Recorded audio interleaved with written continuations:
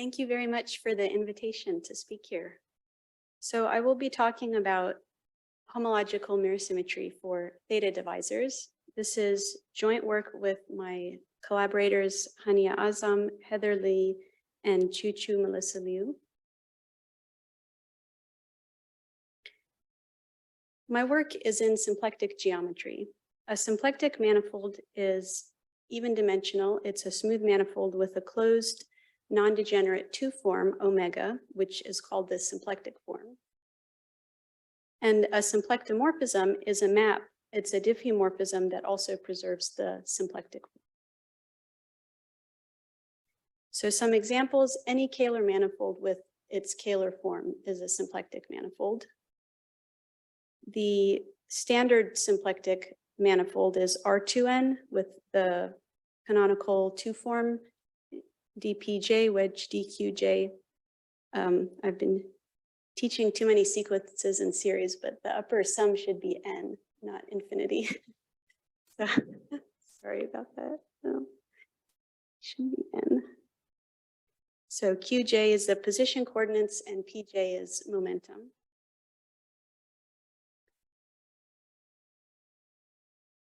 Some properties of symplectic manifolds. Symplectic embedding from a r-dimensional ball, capital R, into a cylinder of radius small r, you can't squeeze the ball into the cylinder and preserve the symplectic form. So the radius of the cylinder has to be at least as big as the radius of the ball. So in that way, it's a little bit more rigid than differential geometry. It also has some properties of complex geometry in that any two of a symplectic form, a metric, and an almost complex structure determine the third. A symplectic manifold has two of those. It's symplectic, so it has the two form, and it's a manifold, so it admits a metric. So all symplectic manifolds admit an almost complex structure. This means that the tangent space is a complex vector bundle. So J squared is equal to minus the identity. So it's like multiplication by I.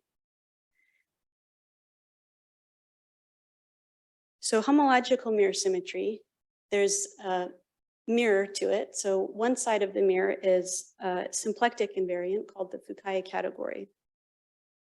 In a category, you need objects, you need morphisms, and you need a way to compose the morphisms.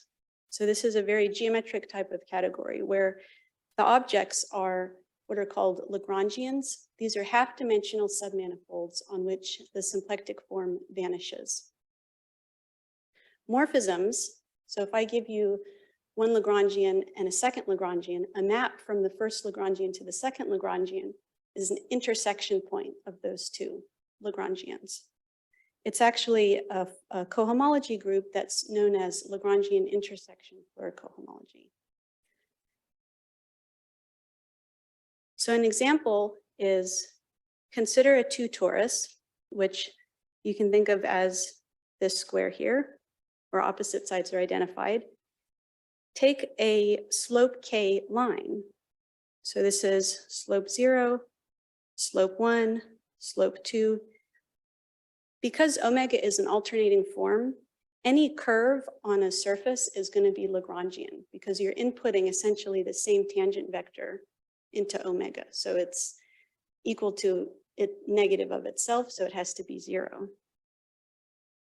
So the morphisms, this becomes a modular arithmetic problem. You're counting how many times the slopes have the same intersection point modulo z2. And it turns out that if you have slope k, 2, and k1, the number of intersection points is k2 minus k1. So like 0 and 2 have two intersection points. One is here and one is here, which is the same as this point.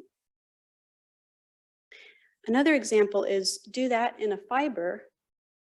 Take a T2 vibration over the complex plane, do this picture in a fiber, and then parallel transport that around an arc over the base. Now you have something three-dimensional in a six-dimensional manifold, and the symplectic form is still 0 if you parallel transport in a way that respects the symplectic form.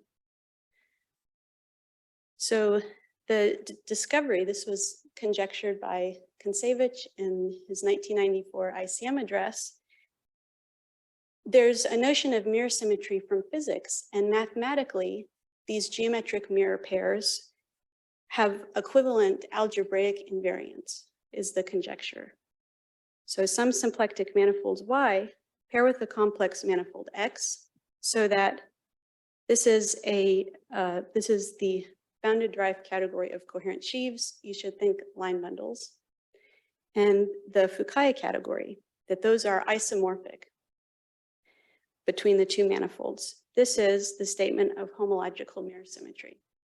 So given a symplectic manifold, how do we get the mirror is the first thing that we need to do.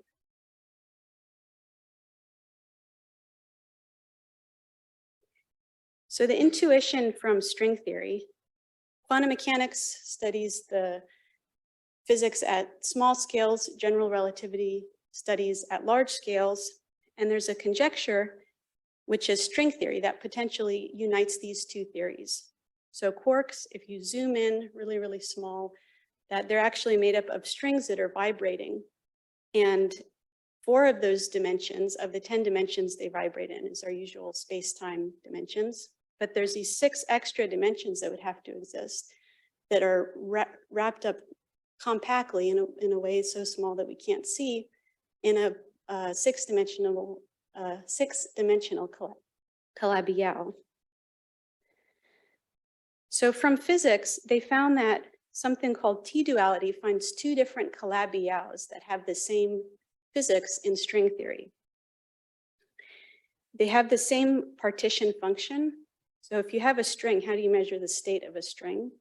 Well, if you imagine a map from a cylinder, each circle at time t on the cylinder maps to where that string is at time t in your Calabi-Yau. So as you move along the cylinder, the image of that is how your string is vibrating in the Calabi-Yau. If you integrate over all of these states, known as sigma models, that's a partition function, called the partition function. And there's 2 different Calabi-Yaus that have the same partition function.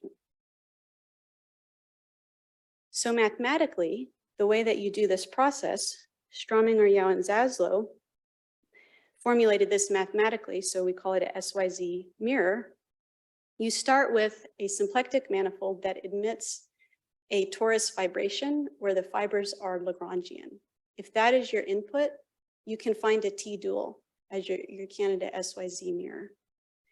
And the way that you do it is you take the same base on your mirror, and on a fiber, you take a dual fiber.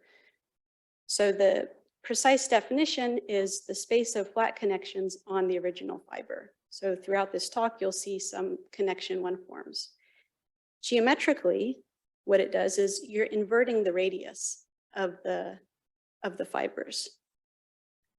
So this is an example.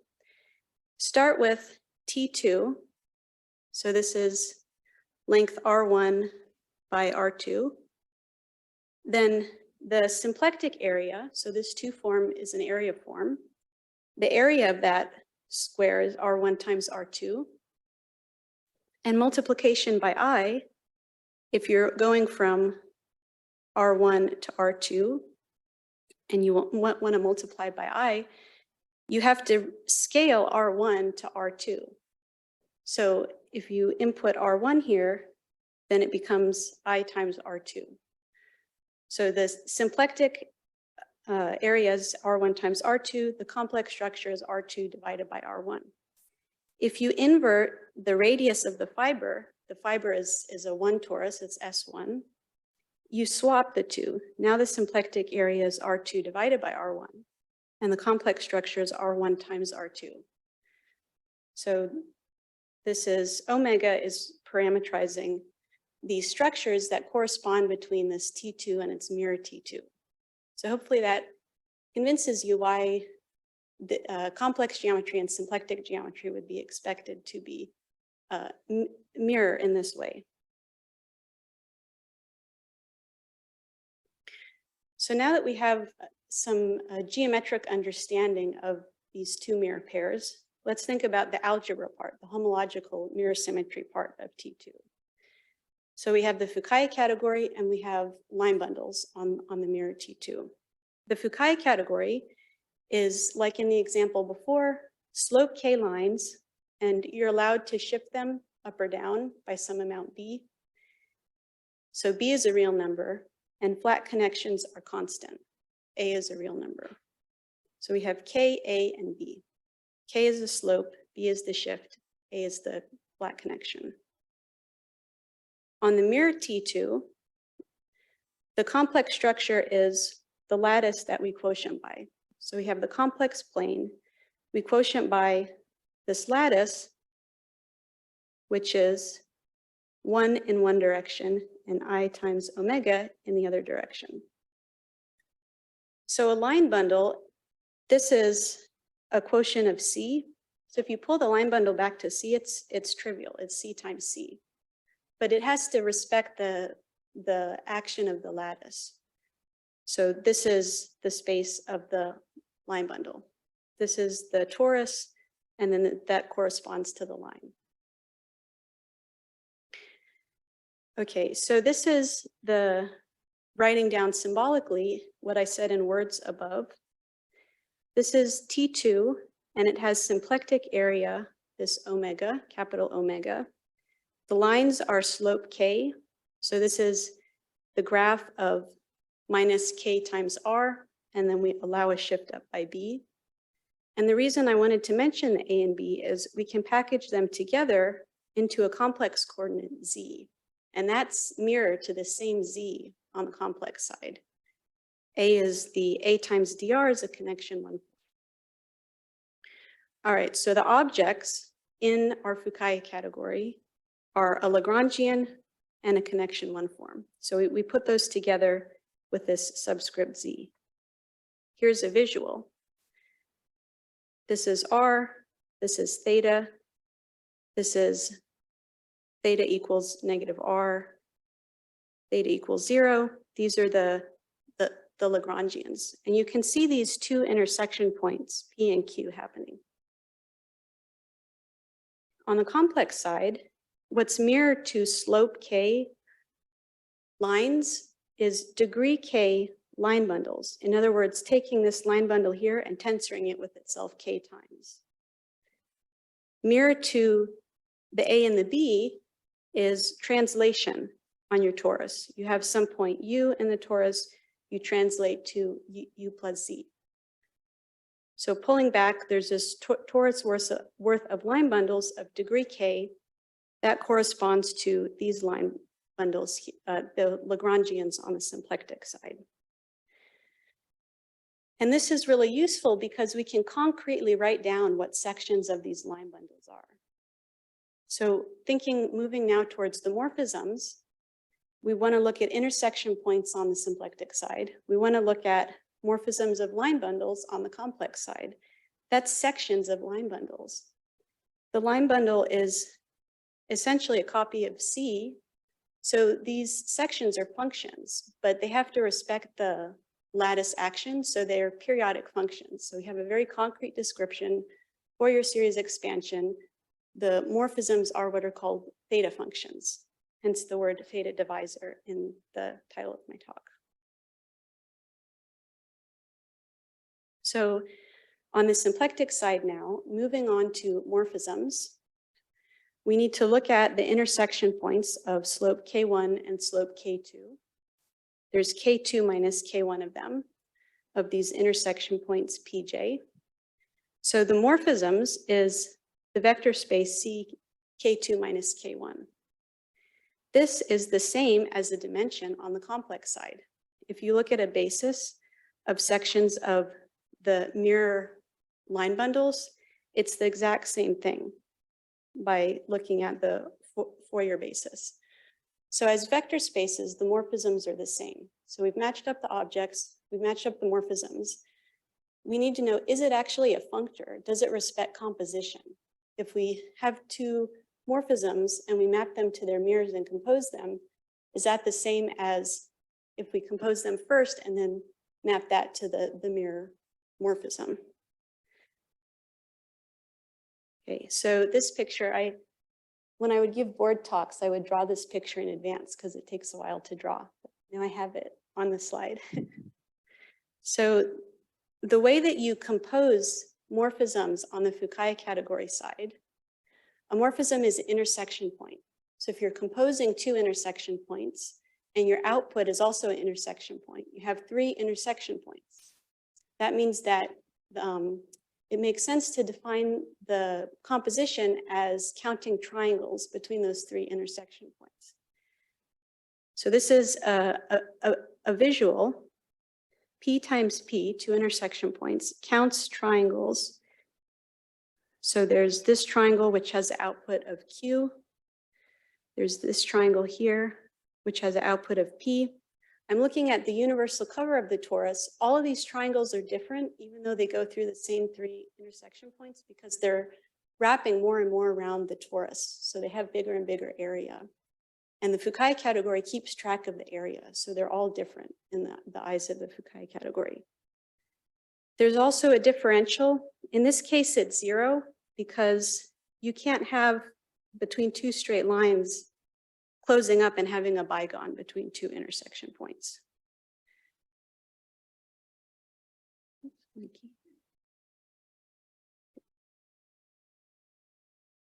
So these infinitely many triangles are why composition is also matched up in homological mirror symmetry, because when you multiply these infinite series, you will be getting infinitely many things as well on the complex side.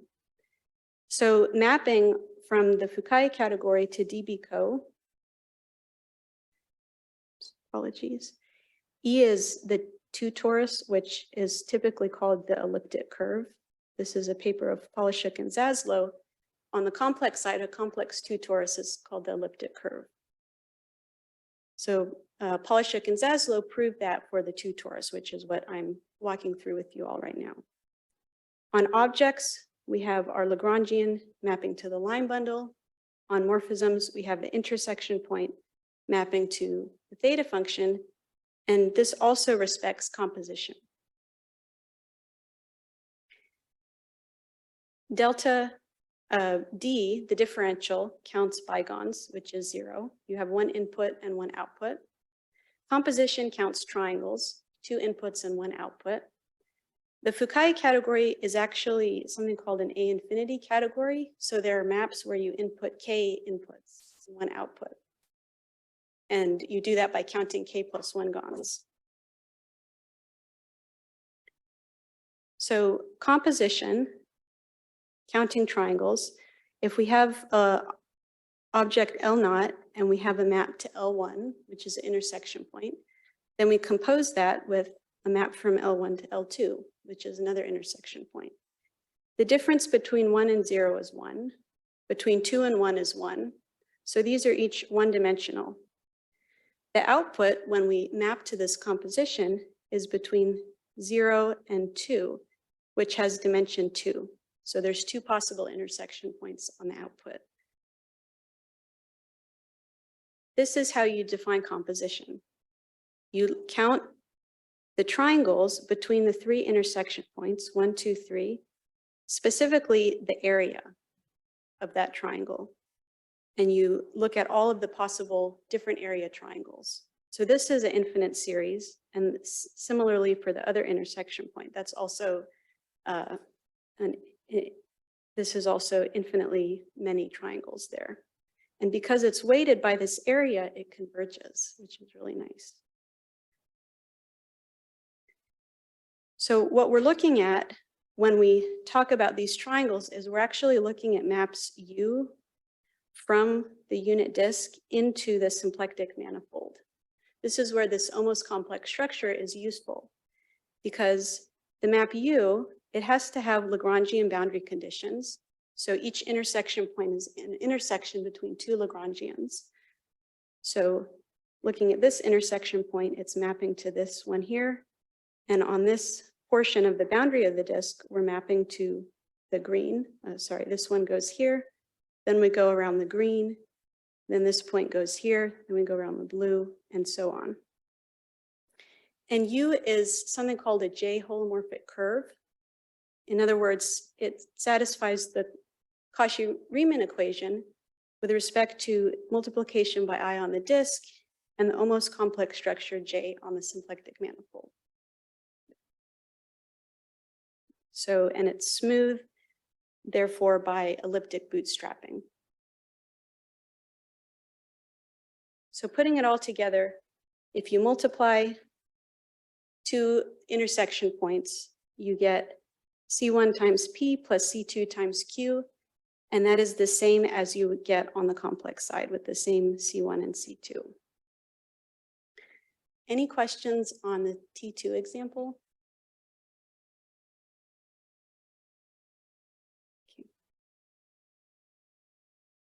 Okay, so this is a preview of our main result, which I'll show this slide again at the end. This is a commutative diagram here. On the top row is the complex geometry side. On the bottom is a symplectic geometry. On this left side, this is homological mirror symmetry for a 4 torus. This was previously known by Fukaya. He has a paper on HMS for abelian varieties.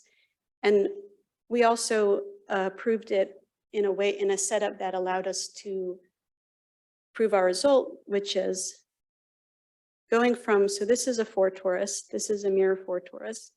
On the top, you restrict to a hypersurface of the 4 torus. So you're getting smaller here. This one, you're parallel transporting. So you have the picture in the 4 torus, that's a fiber over C, and you parallel transport that, you get a bigger Lagrangian. So you're getting bigger on the symplectic side. So here we're getting smaller, and here we're getting larger.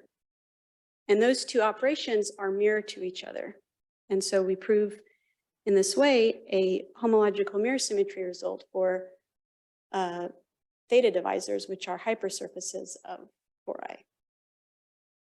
And this is new to the new result to the literature because for a few reasons. The complex side is general type. So a torus is Calabi-Yau. Fano is positive first Chern class. General type includes negative first Chern class, like the genus 2 curve. The Fukaya category is not exact. It's not Lefschetz. So these are some conditions that are, a lot of previous cases are for exact and Lefschetz. So we saw homological mirror symmetry for the 2 torus with a lattice, which is 1 in one direction and then purely imaginary in the other direction. But that's not all the possible lattices. That doesn't cover all possible complex tori.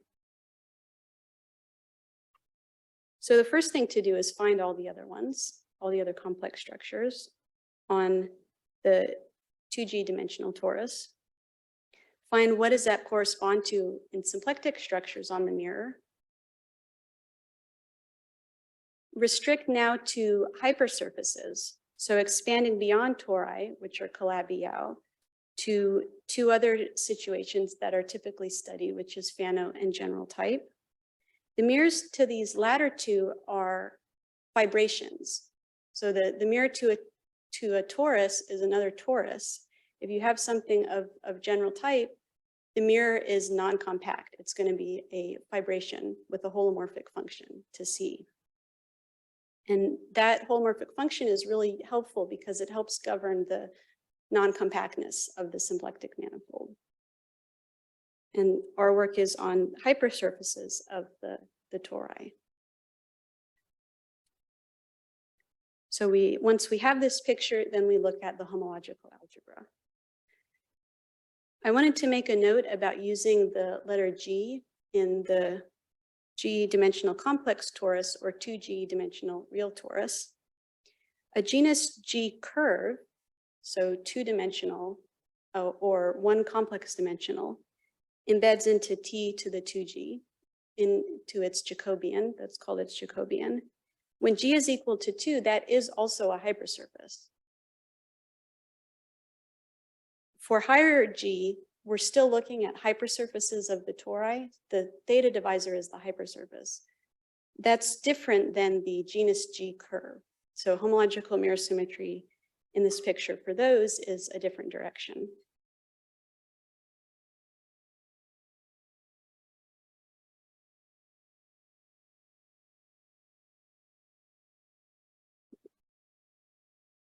So the complex structure is this lattice tau, where now tau is not purely imaginary, but it has this matrix V. Thinking about it as a complex structure, you think about a complex number you can write as like A plus IB. Here, tau is a complex structure, so we can write vectors in CG as A plus tau B. So multiplication by tau is like multiplication by I. It's a little bit easier to work in the setting where we exponentiate the coordinates. So now this action of the lattice, which was additive, is now multiplicative. So this is going to be the 2G torus V tau.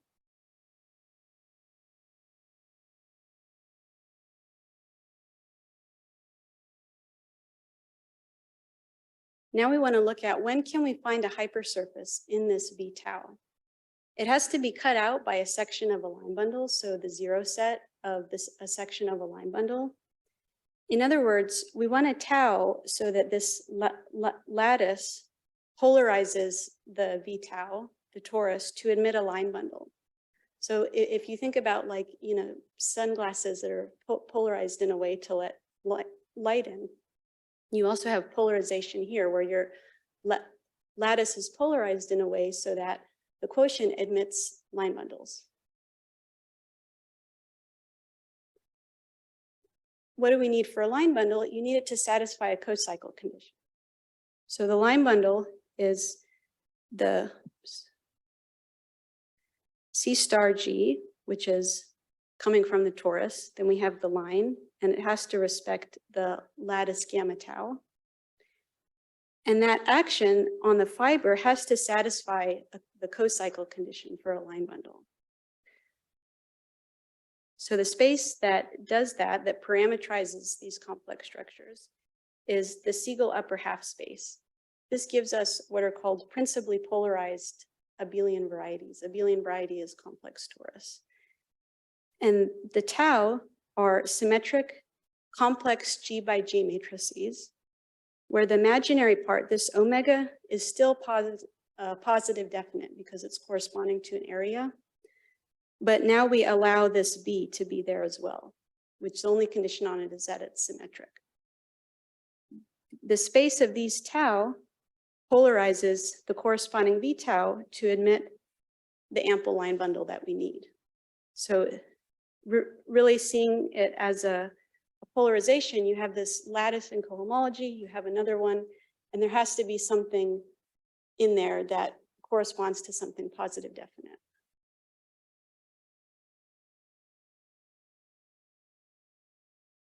That describes the complex structures. Now we need a description of the mirror symplectic structures. If you recall at the start, I mentioned this T dual, that was how you get the mirror. You have to have a Lagrangian torus fibration initially, and then you can construct the T dual. Here's the V tau that we want to find a mirror for. Here's a Lagrangian torus fibration. This is a G torus. This is a G torus, parameterized by these tau. We want to identify the equivalent vibrations because the mirror only depends on the space of flat connections on the fiber. So we can change the fiber a little bit and still have the same space of flat connections. So we have to also quotient out by this matrix group big G sub little g, which is the subgroup of matrices preserving a given SYZ vibration structure. In other words, it has to preserve H lower 1 because that's what we need to talk about the holonomy of a flat connection. And this is the matrices that do that. This is in the symplectic matrix group, and this has to be 0 for that to be preserved. So just to recap, We saw HMS for the 2 torus. It's the same essentially for HMS for the 2G torus. And now we've matched up complex parameters on the complex torus with symplectic parameters on the mirror symplectic torus. Specifically, the tori that have hypersurfaces. So we have our theta function, that's a section of the line bundle. The zero set of that theta function is the theta divisor, which in the case of G equals 2 is the genus 2 curve. And now we have the mirror to theta tau, which is going to be what the next slides are about, called the generalized SYZ mirror. The Lagrangian torus fibration was on V tau. I haven't said anything yet about one on theta tau. So our first result is this moduli space parametrizing the complex parameters is the same as the space of symplectic parameters on the mirror. So the structures match up. This is another type of mirror symmetry result, specifically just on the structures. And this is a visual. When G is equal to 2, if you imagine this is a cone coming out of the page and this is a slice at height 1, both the complex side and the symplectic side have a decomposition into this picture. Both moduli spaces have a cone decomposition depicted here. So my thesis was right here, just for that point, the HMS result for that point. I didn't have a B field either. This V tau is referred to as an abelian variety. So these are principally polarized abelian varieties. And for this result, we used technology of Chan, Mello, and Viviani, who had a setup for tropical, principally polarized abelian varieties. Tropical plays well with Lagrangian torus fibration, which is why those two are showing up. So now I need to say what this generalized SYZ mirror is. Any questions so far? Yes.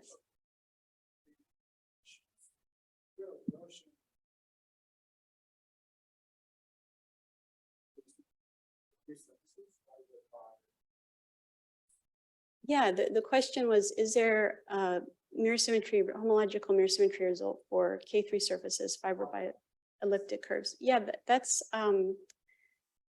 there are some results for K3 surfaces, and thinking about it in this context is something that we hope to do in the future.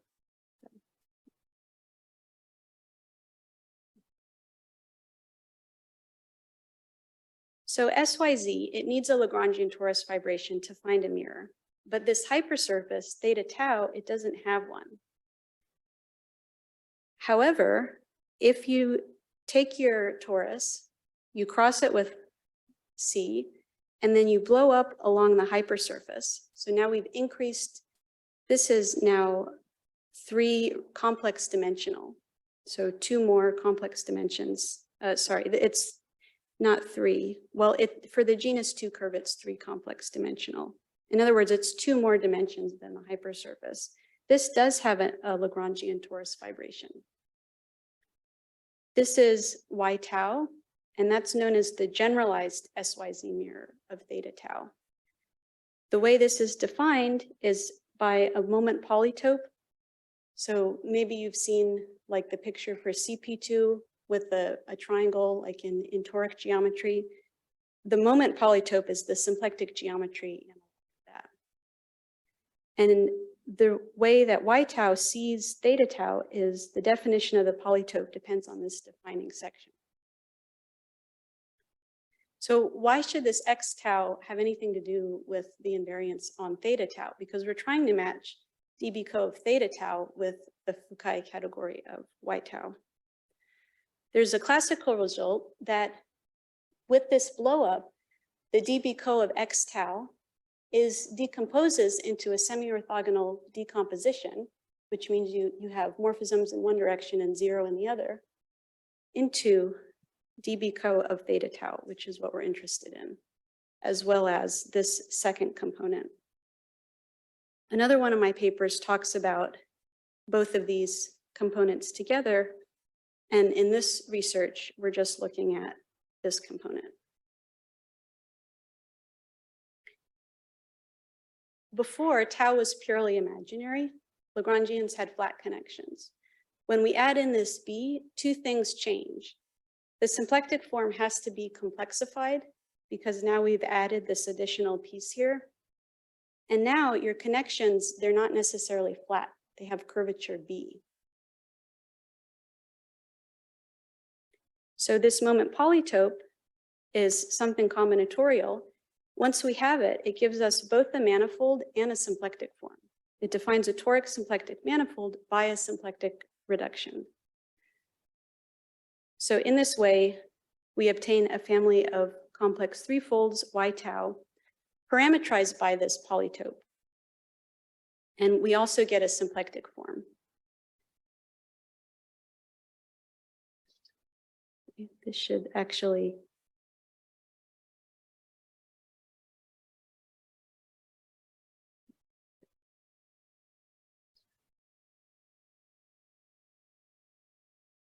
+1. Here we go. Genus 2 would be threefold. And we talk about this symplectic form in a joint paper with Azam and Lee, which is similar to a symplectic form of Cannizzo and Lau. Once we have the symplectic form, then we complexify it. We add this B, which is a cohomology 2 form known as the B field. This mirror, the Y tau, is a Landau-Ginzburg model. So it's non-compact and it has a holomorphic function on it, which is the product of its complex coordinates. And that product is a symplectic fibration. So we have Lagrangian torus fibration, fibers are Lagrangian, omega 0. This holomorphic function gives a symplectic fibration. Fibers are symplectic, the symplectic form is non-degenerate on the fiber. So like a holomorphic function on a Kähler manifold, fibers of that holomorphic function. So the picture is you have the base C, a fiber is the 2G mirror torus. And when it degenerates to a singular fiber over 0, which is more complicated than a Lefschetz fibration. A Lefschetz fibration is when 2 coordinates equal 0. Here we have 3 coordinates equaling 0. When G is equal to 2, it looks like this. So this is sometimes called a banana manifold because it looks like 3 bananas glued at the north and south pole. This is the critical locus over 0. And you might believe that this is part of a space that's mirror to a genus 2 curve because you kind of see these 2 holes here. And this is also the same dimension as the genus 2 curve.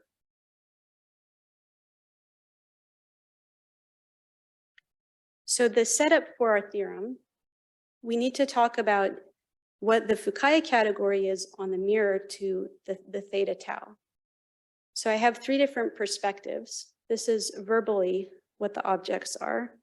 This is the holomorphic function, and it has torus fibers. So you take this same slope K Lagrangian in the fiber over -1, and then you parallel transport it, respecting the symplectic form, over a U shape that avoids the very singular fiber over 0. And now the connection 1 forms, they're not flat, but they have the curvature, which is given by this B field, restricted to the Lagrangian. The second perspective is symbolically. This is the Lagrangian in the total space. This is the trivial line bundle on that Lagrangian with this connection. So the fiber over -1 is the slope K Lagrangian, and projecting the Lagrangian down to the base looks like this U shape, and this is the curvature. And then here's the visual. So Y tau is the total space of this left-hand side. This is the base, which is the complex plane. And these are the U shapes. So if you have two different Lagrangians in the, excuse me, if you have two different Lagrangians in the total space, there's two places where you have intersection points. In the fiber, it's the usual intersection of K1 and K2 slope Lagrangians, but now it happens in two places. This is slope K1 and K2. This is slope K1 plus 1 and K2. So these are going to be the morphisms. These are the objects. And now there is a bigone. There's this bigone right here. And that's really where the bulk of the work goes, is in computing that differential. So this is a cool trick. If you think of the differential as a derivative and you think of composition as multiplication, on the right-hand side here, one of these is, this is a derivative and this is multiplication. And on the other hand, this one is multiplication and this is derivative. And these spaces are at the boundary of a one-dimensional moduli space of disks with three Lagrangian boundary conditions. The boundary of a one-dimensional manifold has sign count 0. So the count of these configurations is equal to the count of these. This is what we're looking for, and all of these we know how to count. So that's how we compute the differential. So we first develop the Floer theory. Everything has to include the B field. Then we do the main calculation, which is that of the differential. And we know how to count holomorphic triangles in a fiber. That was like the picture I showed you earlier, as well as going around the singularity. There's a special type of Lagrangian, which is the infinity slope Lagrangian in a fiber. That parallel transported around, we know how to count those. So, and we also have sphere bubbles, which need to be accounted for. So we isotope everything to those situations. We keep track of the areas, and that's how we do our result. So just going back to this summary, on the left side, this is HMS for the 2G torus. Restrict to the hypersurface, the theta divisor on the complex side, parallel transport larger to get a result for the Lagrangians in the total space. And this is a non-exact situation. Non-exact means omega is not equal to 0. If it is exact, you don't have to keep track of areas. And it's not Lefschetz, but we do adapt the theory of Seidel, who develops Fukaya categories for Lefschetz vibrations, as well as U-shaped Lagrangians, which are used in these references as well. So this is a selection of some of the references. Thank you for your time.